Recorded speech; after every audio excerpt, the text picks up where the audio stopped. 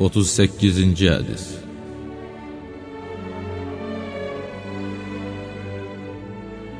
Həzrəti Muhammed salavatullah buyurdu: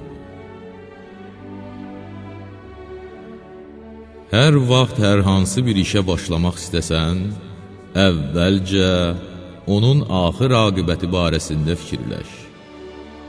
Əgər onun sonu xeyir və inkişaf olarsa, ardınca düş. Amma fasid bir əməl olarsa, ondan uzaq ol.